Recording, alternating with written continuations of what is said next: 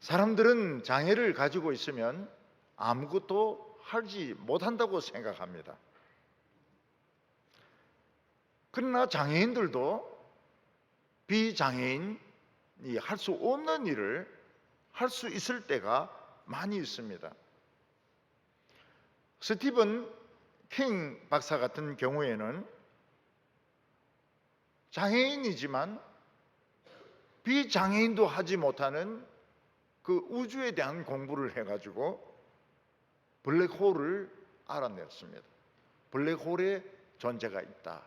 모든 빛을 빨아들이는 블랙홀이 있다 하는 것을 알아내었습니다. 하나님께서는 건강한 사람, 비장애인들이 하지 못하는 일을 장애인들은 통해서 하실 수가 있습니다. 이것은 하나님은 누구든지 쓰실 수 있다는 것입니다. 마음만 준비되기만 하면, 믿음만 준비되기만 하면 남자든지 여자든지 장애인이든지 비장애인이든지 누구든지 쓸 수 있기 때문에 걱정하지 말라고 말씀하고 있습니다. 오늘 첫 번째로 보면 이스라엘의 장애인 지도자가 나옵니다. 이스라엘 백성들은 어려울 때는 하나님을 잘 섬깁니다. 그런데 생활에 여유가 좀 생기고 잘 살게 되면 꼭 바알을 섬기고 아세라를 섬겨서 하나님을 진노하게 했습니다. 이스라엘 백성들이 바알과 아세라를 섬기니까 하나님은 메소포타미아의 왕을 이용을 해가지고 이스라엘 백성들을 아주 8년 동안 학대를 했습니다.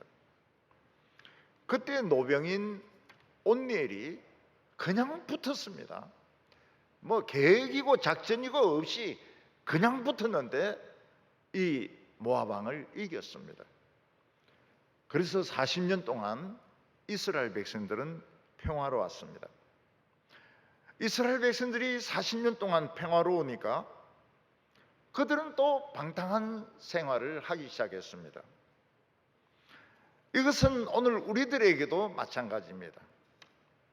가난하고 힘들 때는 열심히 하나님을 믿지만 좀 잘 살게 되면은 하나님을 잊어버립니다.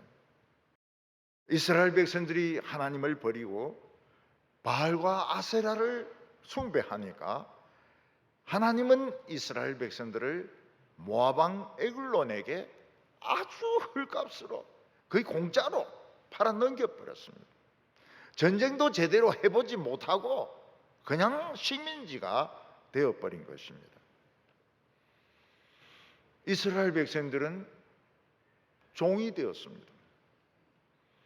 이스라엘 백성들은 18년 동안 모압 왕에게 밀을 뺏기고 처녀를 뺏기고 조금만 말 안 들으면 두들겨 패고 이런 생활을 18년 동안 해온 겁니다. 이스라엘 백성들은 견딜 수가 없었습니다. 모압 왕의 학대를 견딜 수가 없었습니다. 이스라엘 백성들의 비밀 무기가 있는데 비밀 무기가 뭡니까? 하나님께 부르짖는 것입니다. 하나님께 부르짖는 것이 비밀 무기입니다. 부르짖으며 기도한다는 것은 기도하는 것이나 내 형편과 처지를 부끄러워하지 않는다는 겁니다. 내 있는 형편과 처지 그냥 그대로 인정한다는 겁니다. 이게 하나님의 백성의 출발점입니다. 하나님의 백성이 출발을 하려면 자기 형편과 처지를 인정을 해야 됩니다. 거기서부터 하나님은 역사를 시작하십니다. 이스라엘 백성들이 부르짖으니까 하나님이 구원자를 보내셨는데 그 구원자는 장애인이었습니다. 여기 보면 하나님이 에훗을 보내었는데 에훗은 왼손잡이라고 했습니다. 우리는 보통 왼손잡이라고 하면 오른손보다 왼손을 더 잘 쓰는 사람을 왼손잡이라고 합니다. 근데 에웃은 오른손보다 왼손을 잘 쓰는 왼손잡이가 아닙니다. 에웃은 오른손이 이렇게 발육이 안 된 오그라붙은 왼손밖에 못 쓰는 왼손잡이였던 것입니다. 조막손이라 그러죠. 조막손. 오른손이 딱 이렇게 오그라붙어 가지고 쓸 수 없는, 조그만하고 손도 조그만하고 잘 움직일 수 없는 것이 조막손입니다. 에웃은 한 손밖에 못 쓰니까 남들만큼 일을 할 수가 없었습니다. 그래서 이스라엘 사람들은 에웃에게 무슨 일을 시켰는가 하면 제일 자기들이 하기 싫어하는 에글론에게 조공 바치는 일을 에웃에게 시켰습니다.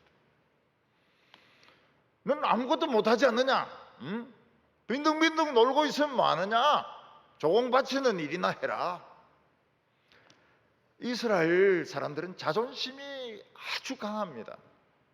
그래서 아무도 조공을 안 바치려고 그래요. 그 에웃은 자기는 장애인이니까 어쩔 수 없이 이 장애물을 바치는 겁니다. 우리가 남이 알지 못하는 곳에서, 남이 인정해주지 않는 곳에서 자기 일을 열심히 하는 것을 하나님은 보고 계십니다.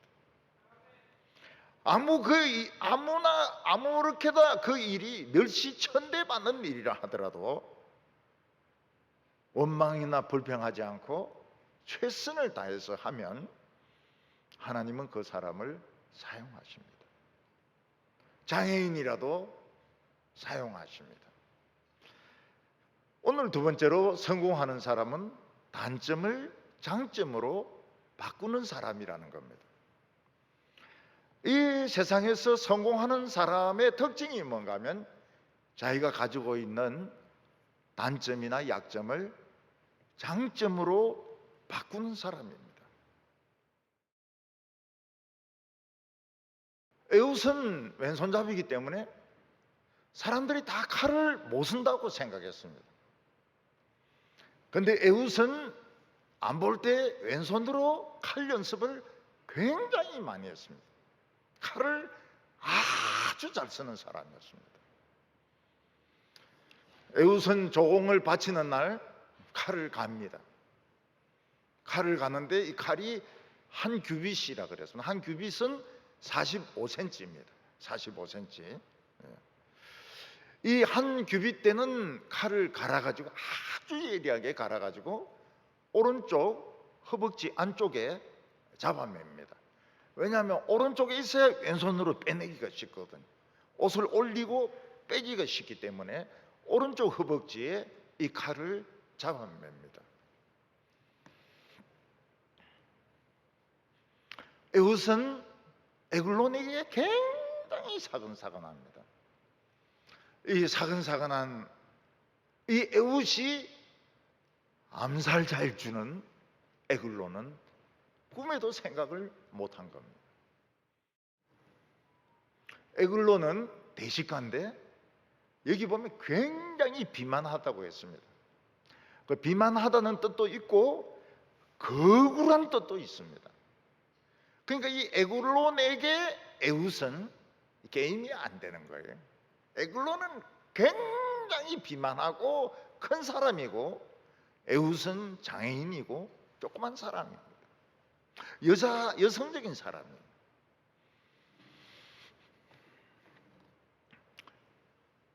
에웃이 늘 조공을 바치던 에웃이 조공을 바칩니다. 밀도 바칩니다. 금도 바칩니다. 은도 바칩니다. 옷도 바칩니다. 좋은 거 다 바칩니다. 수상한 점이 있습니까? 하나도 없습니다. 여전히 싹싹하고 여전히 잘 웃고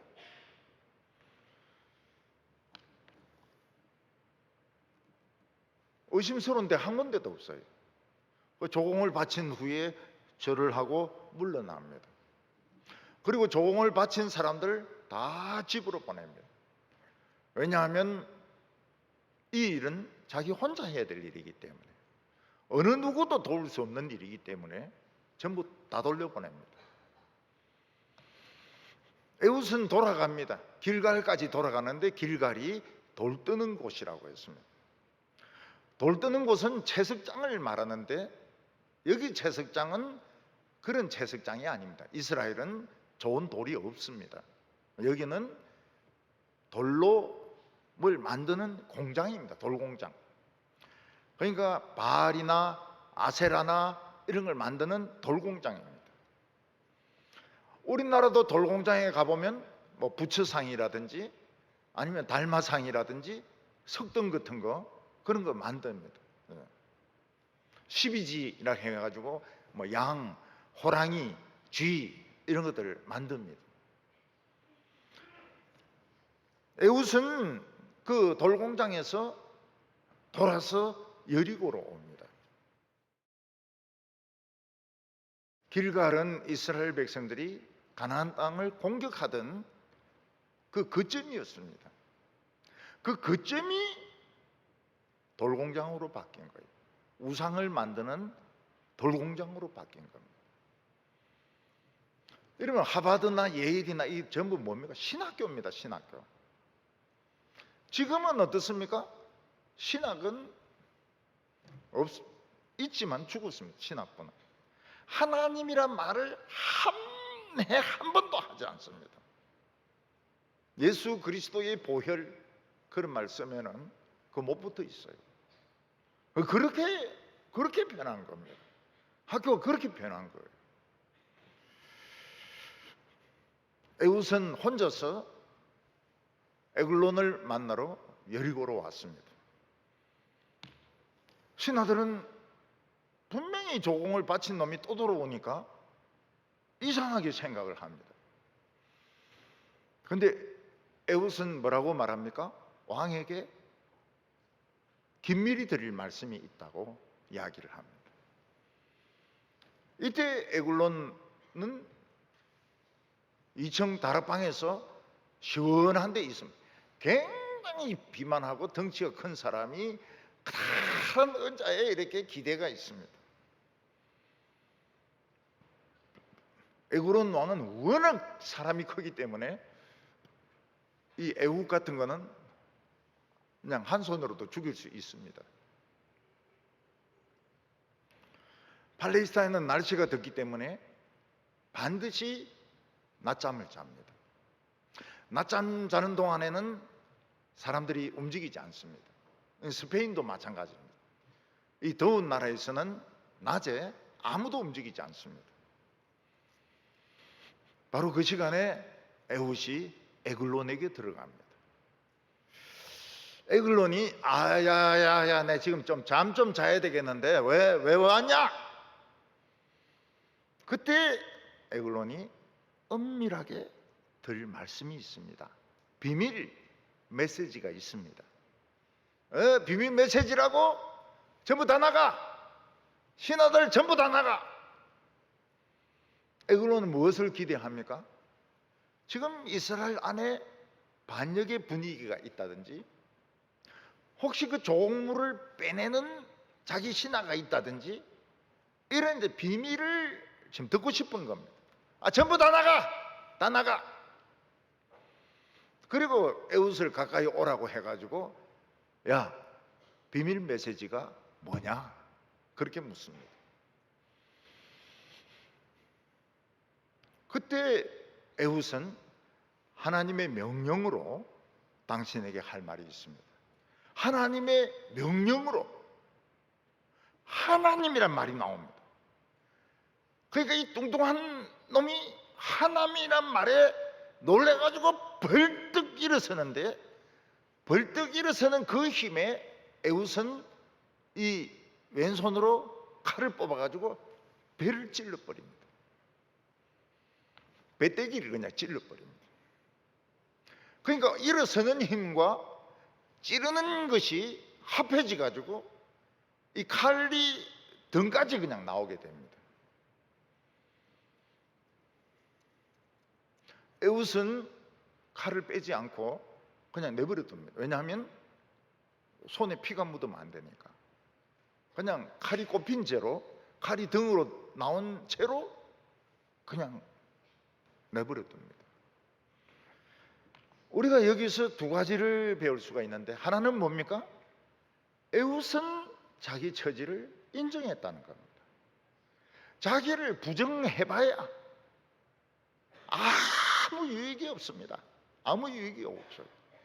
지금 내가 있는 처지를 인정해야 거기서 편입을 하든 대학원을 지나가든 유학을 하든 결혼을 하든 뭘 하든지 되는 것이지, 자기를 인정하지 않으면 아무것도 안 됩니다. 유령의 인간입니다. 유령의 인간이. 다른 사람들이 보기에 저 사람은 허영에 빠진 사람으로 보입니다. 공상에 빠진 사람으로 보입니다. 자기를 자기로 인정을 해야 돼요. 그리고 에훗은 단점을 장점으로 바꾼 사람입니다. 왼손잡이 아닙니까? 왼손잡이고 오른손을 못 씁니다. 그러니까 에글론에게 싹싹하게 굴어서 의심을 안 받는 겁니다.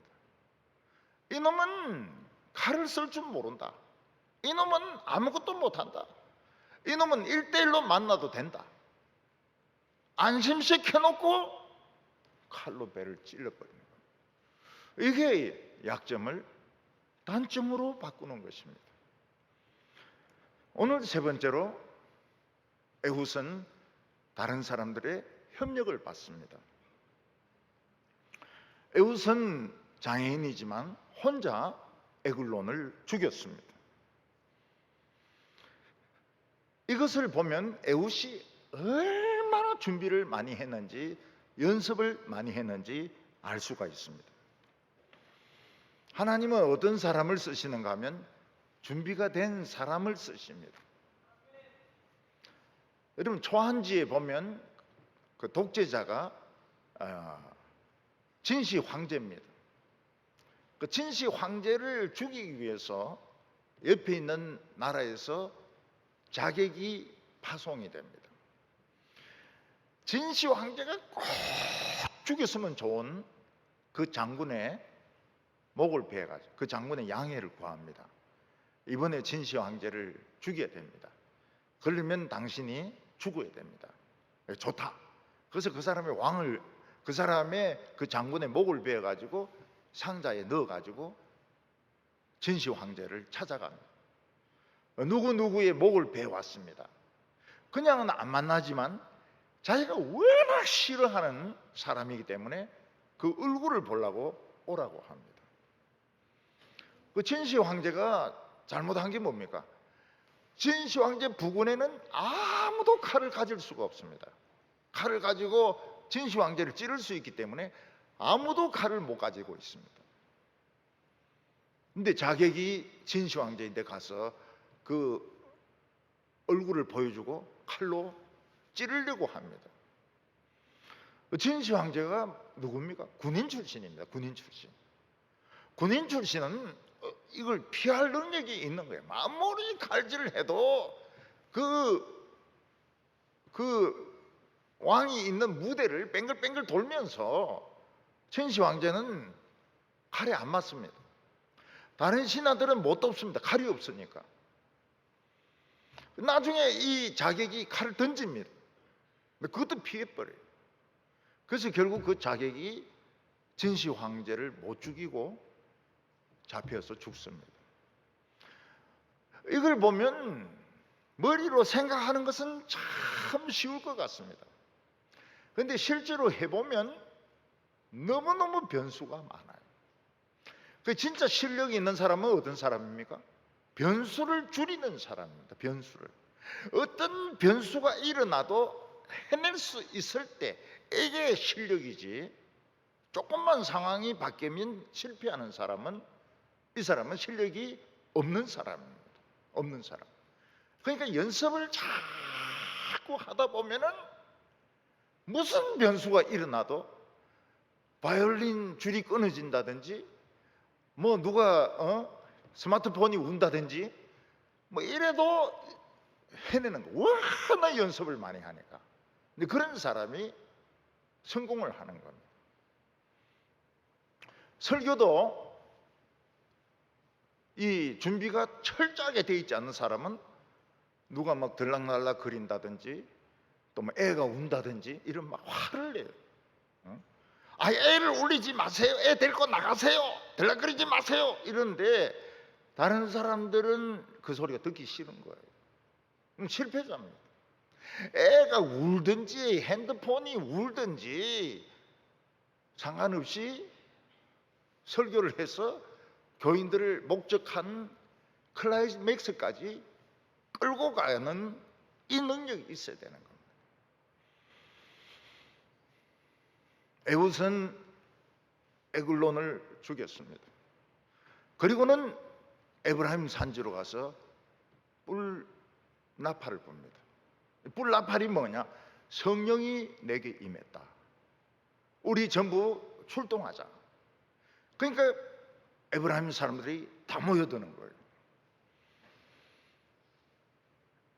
그때 에웃은 무슨 이야기를 합니까? 여리고로 공격을 하지 않습니다. 여리고는 이미 죽었기 때문에, 에글론이 죽었기 때문에 여리고로 갈 필요가 없습니다. 전원을 요단강으로 보냅니다. 요단강 나루트로 보냅니다. 왜냐하면 거기로 도망갈 거니까. 거기서 10,000명을 잡아서 죽입니다. 10,000명을 잡아서 죽입니다. 그리고 모압은 절대로 이스라엘을 지배하지 못합니다.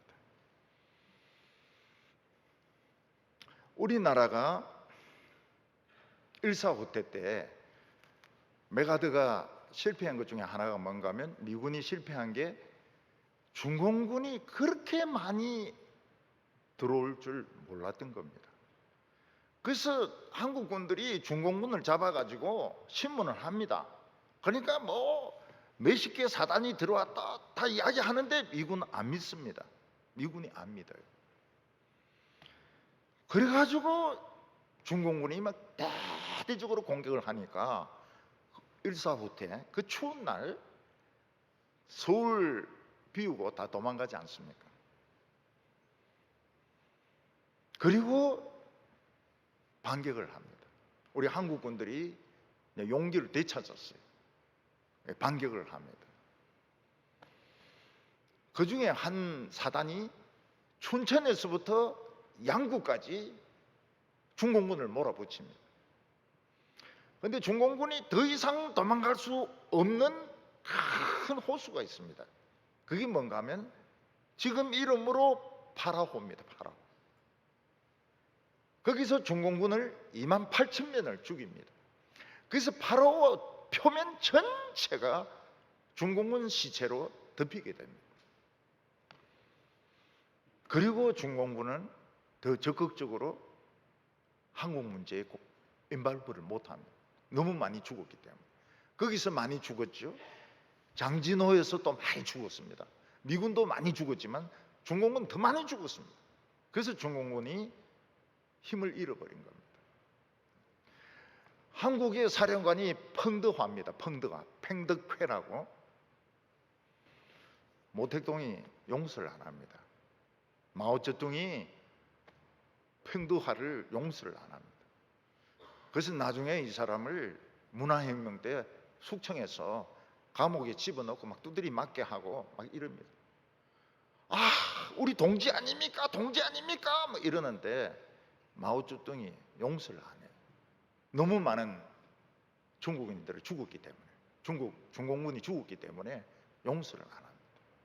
그래서 이 파라오를 우리 남한 쪽에서는 이거하고 비슷한, 요단강하고 비슷한 사건으로 생각합니다. 하나님은 우리 청년들을 쓰십니다. 누구든지 자기의 형편과 처지를 비관하지 않고 최선을 다하면 하나님은 놀랍게 쓰십니다.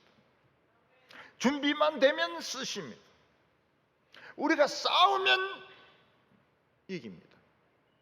두려워하면 지배를 당합니다. 막 붙어버리면 되는 거예요. 붙어버리면 살 길이 생깁니다. 자신의 약점을 원망하지 마세요. 자신의 약점을 장점으로 바꾸는 우리 청년들 다 되시기를 바랍니다.